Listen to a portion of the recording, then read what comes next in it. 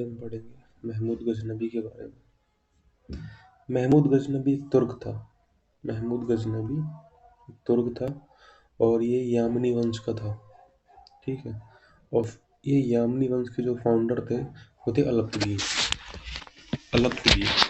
और अलप्तगीन का जो पुत्र था वो सुबुक्तगीन था। ये पहला, और क्वेश्चन आया कि तुर्कों का पहला आक्रमण किसने किया था, वो किया था सुबुक्तगीन ने। और दूसरा आक्रमण तुर्कों का कौन सा था, गजनबी का। इसने 17 बार आक्रमण किया है भारत पर। ये किसने बताया, सर हेनरी इलियोट ने, ELLIOT। महमूद गजनबी ये सुबुक्तगीन का पुत्र था, ये तो अपन जान चुके हैं। 1998 1998 गद्दी पर बैठा। ठीक है। तुर्क था, अफगानिस्तान से आया था। सुल्तान और गाजी की उपाधि धारण करने वाला पहला शासक था ये। सुल्तान और गाजी की उपाधि धारण करने वाला पहला शासक कौन था, महमूद गजनबी। इसके दूसरे नाम क्या है, यामीन उद्दौला।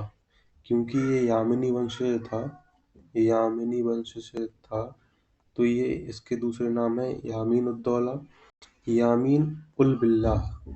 यामीन उल बिल्लाह इसका नाम रहा। भूताकिशन मूर्ति भंजक, क्योंकि उसने सोमनाथ के शिवलिंग तोड़ा था, इसलिए मूर्ति भंजक। यामीन उद्दौला, यामीन उल बिल्लाह, भूताकिशन मूर्ति भंजक। अब पढ़ते हैं, ये देखो, 1000 AD पे ये आया, भारत पर आक्रमण किया, लेकिन कोई रिजल्ट नहीं निकला इस चीज का। इसका कोई रिजल्ट नहीं निकला। पहला सफल आक्रमण हुआ इसका 1001 AD में। 1000 में आया, कोई रिजल्ट नहीं मिला। 1001 AD में ये सफल आक्रमण जो कि कहाँ हुआ, उसको क्या बोलते हैं, बेहिंद का युद्ध या पेशावर का युद्ध। किस किस के बीच हुआ, जयपाल जो कि पाल वंश के थे और महमूद गजनबी के बीच में। पाल वंश के शासक जयपाल और महमूद गजनी, बेहिंद का युद्ध 1001 AD में, इसको पेशावर का युद्ध भी बोलते हैं। 1005 पे उसने मुल्तान पर आक्रमण किया। मुल्तान पर 1005 AD में उसने आक्रमण किया। 1008 में नागरकोट हिमाचल प्रदेश में आक्रमण किया, जो कि जहाँ पे कांगड़ा देवी है। इसको ऐसे याद कर सकते हैं, श्री श्री 1008 नागरकोट में। 1008 AD में नागरकोट कांगड़ा देवी पर आक्रमण किया किसने, महमूद गजनबी ने। 1015 में इसने आक्रमण किया लाहौर पे। ठीक है। 1018 में इसने कन्नौज और मथुरा पर आक्रमण किया, जहाँ पे राज्यपाल गुर्जर थे, गुर्जर शासक थे वहाँ पे। ठीक है। कलिंगर अभियान विद्याधर चंदेल शासक थे उस टाइम पे। 1025 में, जो कि सबसे ज्यादा इम्पोर्टेंट है, 16वां आक्रमण था सौराष्ट्र, जो कि गुजरात में है। सौराष्ट्र जो कि गुजरात में है, वहाँ पे सोमनाथ मंदिर पे आक्रमण किया। इस समय वहाँ के शासक थे भीम प्रथम। एक भीम प्रथम जो कि चालुक्य वंश के थे। ठीक है। हिंदू वास्तव को क्षति पहुंचाने वाला आक्रमण था ये। ठीक।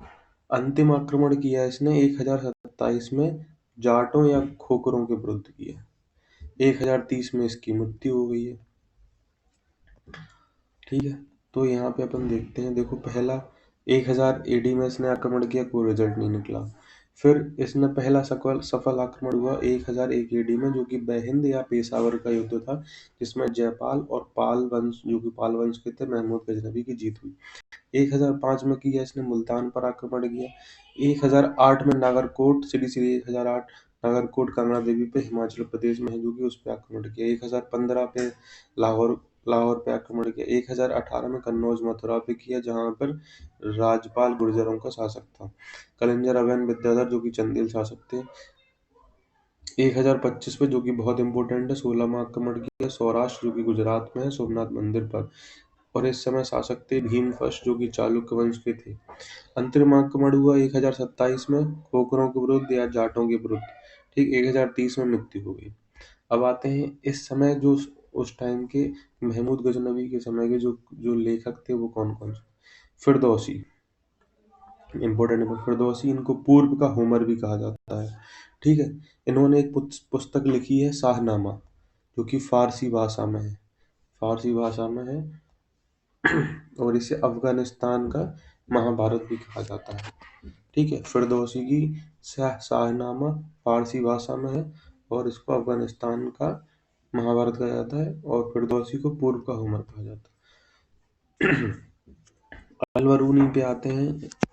अलबरूनी ईरानी था, ठीक है, और ईरानी था अलबरूनी। इसने किताबुल हिंद, तारीख हिंद जिसको बोलते हैं, जो कि अरबी भाषा में लिखी है। खुद ईरानी था, अरबी भाषा में लिखी है। पुराणों का अध्ययन करने वाला पहला मुसलमान अलबरूनी था। अलबरूनी के बारे में हम आगे पढ़ेंगे, जो एनटीपीसी में क्वेश्चन आता है। किताबुल हिंद, तारीख हिंद ये पुस्तक थी। और फिर इसके बाद जो तीसरे समकालीन लेखक थे वो थे उद्बी। उद्बी थे, इनने किताबुल यामिनी, यामिनी वंश से रिलेटेड था महमूद गजनबी, तो किताबुल यामिनी ये याद करने के लिए एक ट्रिक रहेगी। बैहाकी थे एक, बैहाकी, बैहाकी की तारीख सुबुक्तगीन। सुबुक्तगीन का पहला आक्रमण किया भारत पे, जो कि पहला तुर्क आक्रमण बैहाकी का था। तो इन्होंने पुस्तक लिखी तारीख है। पहला तुर्क आक्रमण सुबुक्तगीन का, दूसरा महमूद गजनबी का। यामिनी वंश थे, फाउंडर अलब्दिगीन 17 बार आक्रमण किया, ये बताया सर हेनरी एलियट ने। अलबरूनी क्या है भैया? भारत विद्या का जनक, इंडोलॉजी के जनक है भैया, भारत विद्या के जनक है, ठीक है। पहला मानव विज्ञानी भी कहा जाता है किसको? अलबरूनी को। फिरदौसी के बारे में आप जान चुके हैं। फिरदौसी कवि साहित्यकार थे। इनको पूर्व का होमर बोला गया। इनकी पुस्तक थी शहनामा, जो कि फारसी भाषा में अफगानिस्तान का उसे क्या बोला जाता है? और महाभारत फारसी भाषा में शाहनामा फिरदौसी की थी। ये महमूद गजनबी, गजनबी किस्म का। उद्बी जो थे इतिहासकार थे, जो हिस्टोरियन थे, हिस्टोरियन। तारीख है यामिनी, यामिनी वंश के थे, इसको किताबुल यामिनी भी बोलते हैं, यामिनी। अलबरूनी जो कि इम्पोर्टेंट है, इनके बारे में कुछ जानना पड़ेगा अपन को। अलबरूनी, अलबरूनी का जो जन्म हुआ था वो हुआ था ख्वारिज्म में। कहाँ हुआ? ख्वारिज्म में इनका जन्म हुआ, जो कि उज्बेकिस्तान में 1973 ईस्वी में। और ये था मामूनी वंश का, ये था मामूनी वंश का, मामूनी वंश का था ये। अलबरूनी का जन्म हुआ ख्वारिज्म में, उज्बेकिस्तान में है, जो कि 1973 ईस्वी में मामूनी वंश से था। पूरा नाम था इनका अबू रेहान मोहम्मद बिन अहमद अलबरूनी। बहुत बड़ा नाम है, अबू रेहान मोहम्मद बिन अहमद अलबरूनी। उपाधियां हैं जो कि बहुत इंपॉर्टेंट होती हैं। इनको विद्यासागर भी कहते थे, प्रथम मुस्लिम भारतविद बोलते थे, भारत का प्राचीन विद बोलते थे विद्यासागर, प्रथम मुस्लिम भारतविद, भारत का प्राचीन विद।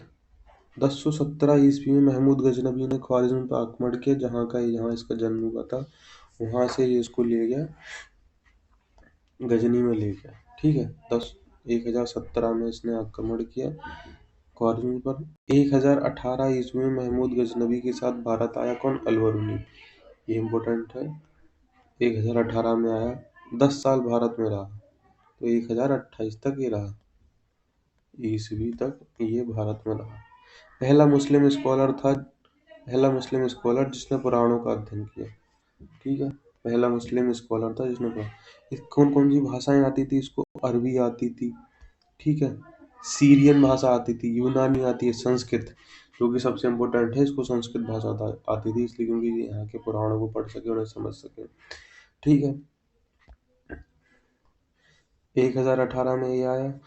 1030 में 1030 ईस्वी में जब यहाँ से ये चला गया, 1028 में तक रहा, तो उसने एक किताब लिखी। किताब उसको कई नामों से जाना जाता है, किताब उल हिंद, तहकीक हिंद, किताब उल रेहला, ठीक है। ये किताब उसने लिखी, एक ही किताब के नाम है, किताब उल हिंद, तहकीक हिंद, किताब उल रेहला, ठीक है। अरबी भाषा में लिखी, 80 अध्याय हैं इसमें, अरबी भाषा में लिखी 80। इसका हिंदू अब ट्रांसलेशन किया रजनीकांत शर्मा ने। इस किताब को 11वीं सदी का दर्पण भी कहा गया है। क्या? 11वीं सदी का दर्पण बोला गया है, ठीक है। अब इस किताब में क्या क्या उसने समाज के बारे में बताया, धर्म के बारे में बताया, अर्थव्यवस्था के बारे में बताया, कला दर्शन के बारे में बताया, लेकिन राजनीति के बारे में नहीं बताया। उसने कहा कि पुनर्विवाह, इंटरकास्ट मैरिज,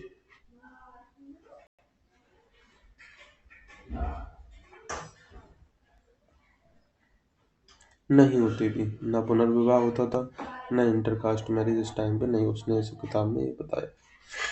ठीक है, सबसे इम्पोर्टेंट है जन्म ख्वारिज्म उज्बेकिस्तान 1973 ईस्वी, मामूनी वंश से था। पूरा नाम अबू रेहान मोहम्मद बिन अहमद अल-बरूनी, उपाधि विद्यासागर, प्रथम मुस्लिम भारत विद्वान या भारत का प्राचीन विद 1017 ईस्वी में महमूद गजनवी ने आक्रमण किया ख्वारिज्म पर, वहां से ले आया।